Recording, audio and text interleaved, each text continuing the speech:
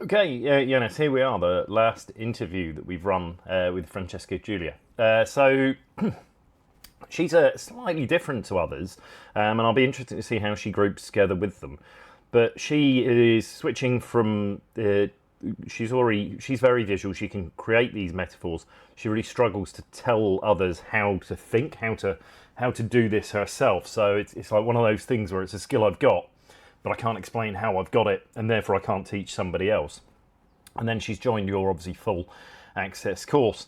And this is kind of, we've got another individual here who's a relational leadership coach. So you've got quite a lot of people who are coaches and teachers and educators who are part of your course, and they're looking for ways to improve their ability to communicate and teach their clients.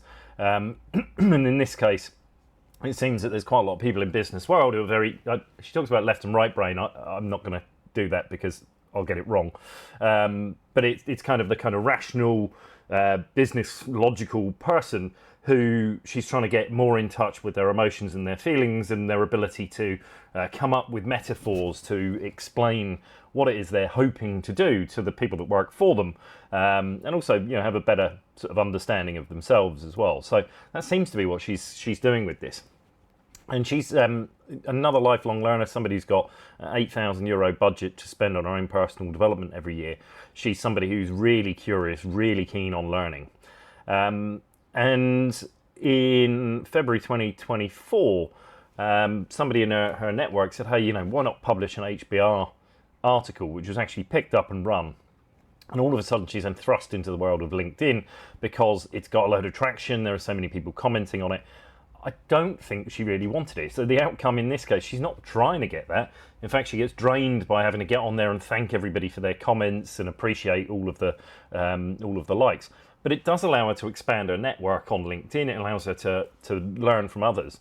And Roberto is one of them who he read the article, or he posted something or commented on this, and then she's joined his LinkedIn group and she's sort of started to look at these visual ideas.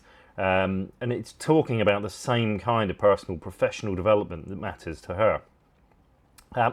She mentioned this one here, or she gave the example. I don't know if this is yours or not, but I believe so. So it was this bucket with holes leaking. Someone's trying to fill it up, but the water's still leaking out. And this aligns with whatever the article was, which was to do with recharging your battery. So there's no point recharging them if you're still doing stuff that drains you.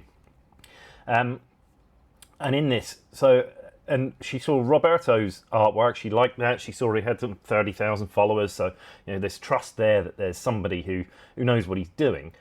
And he was taught by you. And so that gave you even more credibility. Not only can somebody else do this, but there's somebody out there that's the missing puzzle piece that can explain how to take the thoughts that are stuck in your head.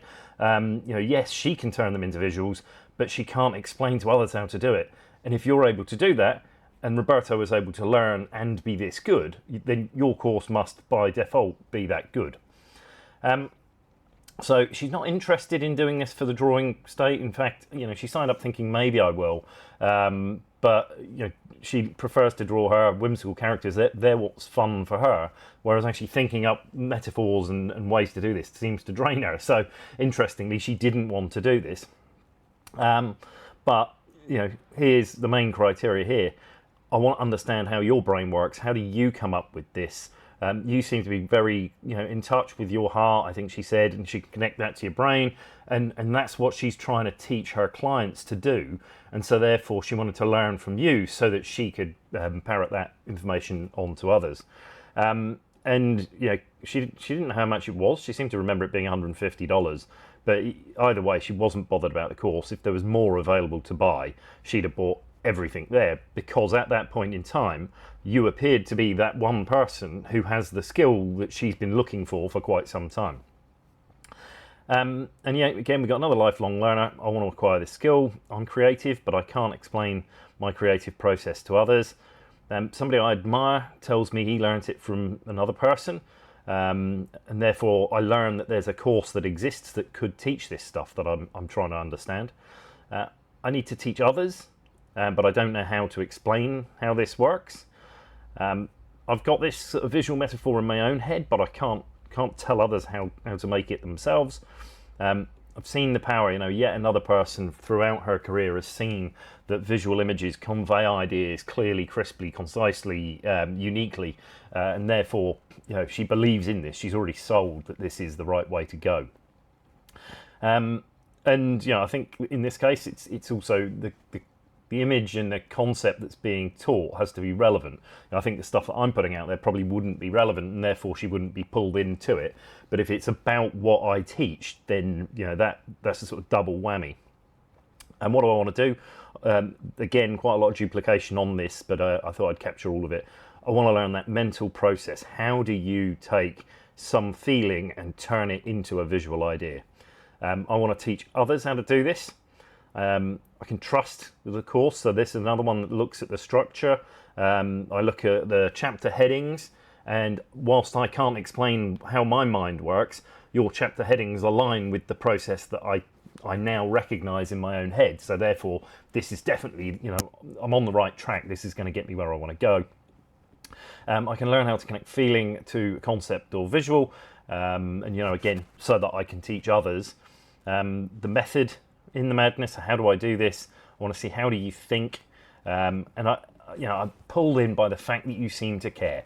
You've got this heart, you're out there, you're open, there's a resonance with that, and that's the missing quality in the people that she's trying to teach herself. And so therefore, if you've got that quality, it's kind of like plugging in a Lego. There's a fit. You fill the gaps that they have that she's trying to help fill. Really not many anxieties at all. If I'm honest, this probably isn't one. It was just the fact that she mentioned that it did capture the key moments of creation.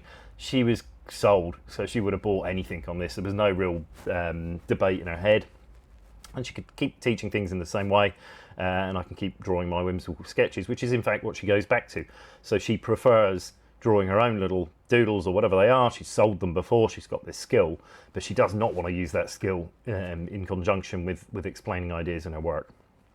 A few bits and pieces that came to mind here, just relevant to this, but I don't think, there's a little bit about what she enjoyed and experienced from the course. Definitely got her money's worth, very happy customer. So hopefully this helps. She's definitely unique. So the only one that we've talked to who's trying to learn this to teach others, but there's still a lot of common ground of being a lifelong learner, believing in this as a way to communicate, being a communicator who wants to get your ideas out there, and then learning a new way to teach the people that I teach, even if that's teaching them about what you teach, if that makes any sense. So hopefully that helps. But we'll wrap this one up now, and then the next set of activities will be for us to take these pushes and pulls. So these are all individual stuff. This one's relatively generic, but then there's some like this one here, which is possibly a little more specific. And what we want to do is just dump them out into a card sorting exercise, and we want to drag statements that are most similar together and dissimilar apart. So I'll walk you through that in the next step, and hopefully that helps. Cheers.